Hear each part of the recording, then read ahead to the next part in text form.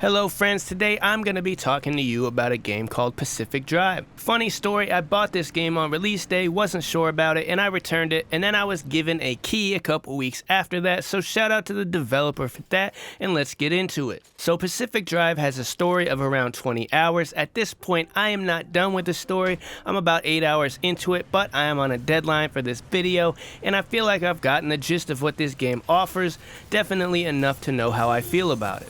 So far, what I get from the story is there's something going on that they refer to as instability. Your character somehow got sucked up into this place from beyond the wall. As you go along and do missions, you get some dialogue about how this came to be and what they're trying to do to fix it. All of the story is through dialogue that comes to you from characters that you don't actually meet, at least not yet. So maybe that changes down the road, but I will keep playing and I'll find out eventually.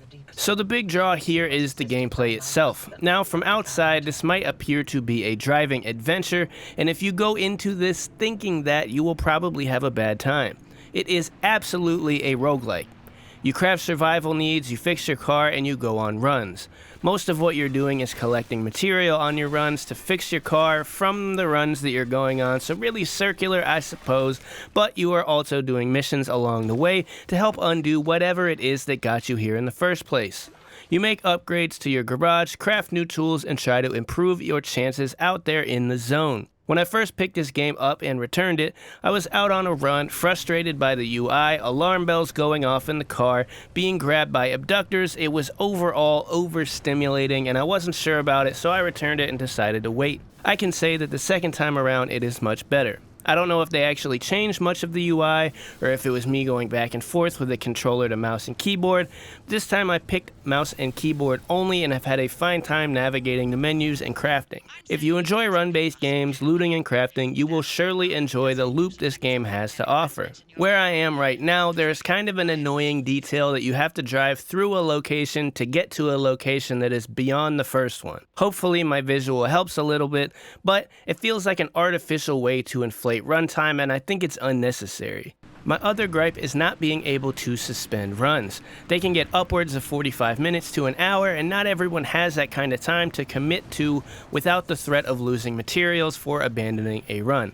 Other than those two things, I don't see a lot of need for improvement in this area. In terms of graphics, this game is beautiful and haunting, and I love the visual direction. The sound design is great. There is a neat little shift when you get in and out of your car. If someone is talking to you that I love, where it's coming from a radio versus maybe the helmet you're wearing. I don't know the logistics exactly, but it sounds cool, and I like the small details like that. Overall, at a price tag of $30, if you're unsure about this one, I would say wishlist it and maybe get it on sale. I think it's definitely worth that, and you will get some mileage out of it if it's your thing.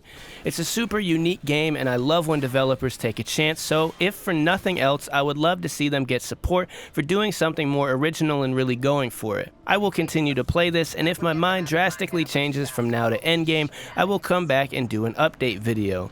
If you are still here, thanks for watching. Please consider supporting the channel by subscribing.